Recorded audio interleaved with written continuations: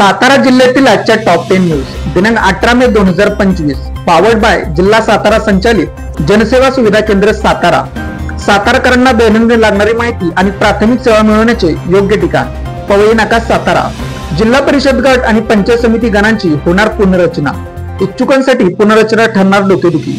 स्थानिक स्वराज्य संस्थांच्या रखडलेल्या निवडणुका 4 महिन्यात घेण्याचे आदेश सर्वोच्च न्यायालयाने दिल्यानंतर आता राज्य निवडणूक आयोग सक्रिय झाला आहे। जिल्हा परिषद गट व पंचायत समितीच्या गणांची पुनर्रचना करण्याचे आदेश देण्यात आल्याने जिल्ह्यातील गट व गणांमध्ये सध्या ऐन उन्हाळ्यात गलबला सुरू झाला आहे। पुनर्रचनेमुळे वाढलेल्या गट आणि गणाचे काय होणार याबाबत जिल्ह्यात उत्सुकता निर्माण झाली असून याबाबत गावोगावी पारावर चर्चा झडू लागल्या आहेत। जिल्हा परिषद व पंचायत समितीच्या आगामी निवडणूक ही जुन्या गट आणि गणाच्या रचनेत होणार की त्यामध्ये काही बदल होणार याचीच उत्सुकता लागून राहिली आहे। गट आणि गणांची रचना झाल्यास इच्छुकांची डोकेदुखी वाढणार आहे। अनेक इच्छुकांनी गट व गणात गेल्या 3 वर्षात जोरदार मोर्चेबांधणी केली आहे। 2022 मध्ये आरक्षण जाहीर झाल्यानंतर तर अनेकांनी मोठ्या प्रमाणात खर्चही केला आहे। आता गट आणि गणांची पुनर्रचना झाली तर ती इच्छुकांसाठी डोकेदुखी ठरणार आहे। जिल्ह्यात ड्रोन उडवण्यास 3 जून पर्यंत बंदी, जिल्हाधिकारी संतोष पाटील यांचा आदेश, उल्लंघन केल्यास कारवाईचा इशारा। सार्वजनिक शांतीचा भंग होऊ नये या कारणासाठी जिल्हाधिकारी संतोष पाटील यांनी जिल्ह्यात 17 मे ते 3 जून दरम्यान ड्रोन उडवण्यास तसेच हवा यंत्र चालवण्यास बंदी आदेश लागू केला आहे। या प्रकरणी उल्लंघन झाल्यास संबंधितांवर कारवाई करण्यात येईल असा इशाराही त्यांनी दिला आहे। कास तलावात बुडून 9 वर्षीय चिमुकल्याचा दुर्दैवी मृत्यू, कुटुंबियासमवेत क्रिकेट खेळताना पाय घसरून घडला अपघात। सातारा जवळील कास धरणावर काल सायंकाळच्या सुमारास एका 9 वर्षीय निष्पाप बालकाचा बुडून दुर्दैवी अंत झाला। मंगळवार तलावाजवळच्या मोरे कॉलनीतील रहिवासी राकेश कमल विश्वकर्मा असे या दुर्दैवी मुलाचे नाव आहे। खेळण्याच्या आनंदावर काळाने घाला घातल्याने परिसरात शोककळा पसरली आहे। राकेश काल सायंकाळी आपल्या कुटुंबियासमेत कास धरणाच्या परिसरात फिरण्यासाठी गेला होता। कुटुंबातील बच्चे कंपनीच्या खेळात क्रिकेटचा डाव रंगला होता। खेळताना राकेशचा क्रिकेटचा चेंडू पाण्याच्या दिशेने गेला। निष्पाप राकेशला चेंडू परत मिळवण्याचा मोह आवरला नाही आणि तो काढण्यासाठी गेला, परंतु कास धरणाच्या पाण्याचा अंदाज न आल्याने खेळण्याच्या उत्साहात असताना त्याचा पाय अचानक घसरला आणि तो थेट अंदाजे 40 फूट खोल पाण्यात बुडाला। त्याच्या सोबत असणाऱ्या इतर मुलांनी त्याला पाण्यात पडताना पाहिले आणि मदतीसाठी आरडाओरडा केला। जवळपास असलेल्या काही नागरिकांनी मुलांचा आवाज ऐकून त्वरित घटनास्थळाकडे धाव घेतली। त्यांनी राकेशला वाचवण्यासाठी पाण्यात उतरण्याचा प्रयत्न केला, परंतु पाण्याच्या खोलीचा आणि प्रवाहाचा अंदाज न आल्याने त्यांना यश आले नाही। काही वेळातच या दुर्दैवी घटनेची माहिती स्थानिक पोलिसांना देण्यात आली होती। पाटण वन क्षेत्रात वनवा लावणाऱ्या आरोपीस अटक, वनरक्षक व गावकऱ्यांच्या सतर्कतेने मोठे नुकसान टळले। पाटण वन परिक्षेत्रातील मौजे घेरादा ते गड येथील राखीव वन क्षेत्रात शनिवार दिनांक 17 मे 2025 रोजी आनंदा गंगाराम बोडके राहणार जाईची वाडी तालुका पाटण जिल्हा सातारा या व्यक्तीस मनावला होताना वन विभागाच्या कर्मचाऱ्यांनी रंगेहात पकडले। त्याच्यावर भारतीय वन अधिनियम 1927 नुसार कारवाई करण्यात आली आहे।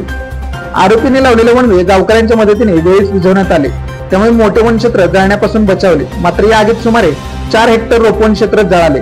वन विभागाने नागरिकांना वनवा लावण्याच्या दुष्परिणाम लक्षात घेऊन सतर्क राहण्याचे आवाहन केले आहे। सायगाव तालुका सातारा येथे बालविवाह रोखला। सायगाव तालुका जावळी येथे कालपॉईंट बालिकेचा विवाह जिल्हा महिला बाल विकास विभागाने रोखला। हा बालविवाह सुरू असल्याची माहिती चाइल्ड हेल्पलाईनच्या सातारा कक्षाला मिळाल्यावर जिल्हा महिला बाल विकास अधिकारी विजय तवरेंनी कर्मचाऱ्यांना तात्काळ घटनास्थळी रवाना केले। चाइल्ड लाईन कक्षातील अधिकारी व कर्मचाऱ्यांनी घटनास्थळाची पाहणी केली। मंडप टाकून विवाहाची संपूर्ण तयारी झाली होती। विवाह सुरू होणारच होता त्याचवेळी अधिकारी व कर्मचाऱ्यांनी उपस्थित समुदायास बालविवाह हा कायद्याने गुन्हा आहे हे समजावून सांगून विरोध होत असतानाही बालविवाह रोखला।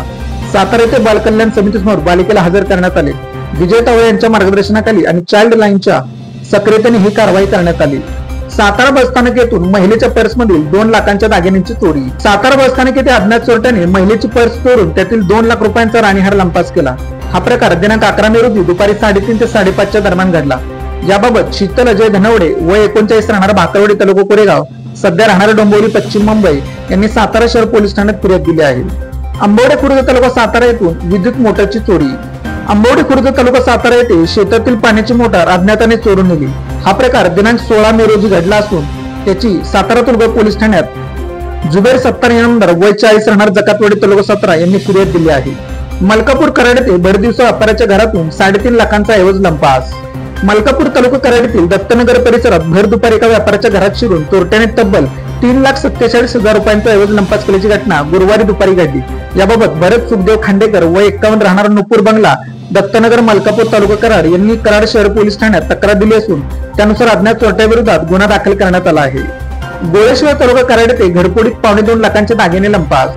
गोळेश्वर तालुका कराड येथील शंभू महादेव नगर मध्ये एका घराचे कुलूप तोडून अज्ञात चोरट्यांनी 1,75,000 रुपयांचे सोन्याचे दागिने लंपास केल्याची घटना शुक्रवारी घडली। या प्रकरणी घरमालक सतीश हनुमंत शिववाणी वय 33 राहणार कारवे नाका शंभू महादेवनगर गोळेश्वर तालुका कराड यांनी कराड काळमेन पोलीस ठाण्यात तक्रार दाखल केली आहे। कराड उपजिल्हा रुग्णालयातील सेवा सुविधांमध्ये सुधारणा करावी। कराड शहरातील ग्राहक पंचायतच्या शिष्टमंडळाने महाराष्ट्र शासनाच्या सामान्य प्रशासन विभागाच्या विशेष मोहिमेअंतर्गत उपजिल्हा रुग्णालयातील अधीक्षक डॉक्टर सुनीता लाळे यांची भेट घेऊन रुग्णालयातील सेवा सुविधा अपूर्णता आणि दैनंदिन कामकाजाबाबत सविस्तर चर्चा केली। विविध अडचणींची माहिती देऊन त्या पूर्ततेसाठी शासनाकडे पाठपुरावा करून त्वरित कारवाई करण्याची मागणी यावेळी करण्यात आली। अशाच बातम्यांसाठी जिल्हा सातारा या YouTube चॅनेलला सबस्क्राईब करा। व्हिडिओ आवडल्यास व्हिडिओ लाईक करा, व्हिडिओवर कमेंट करा आणि व्हिडिओ जास्तीत जास्त लोकांपर्यंत शेअर करा।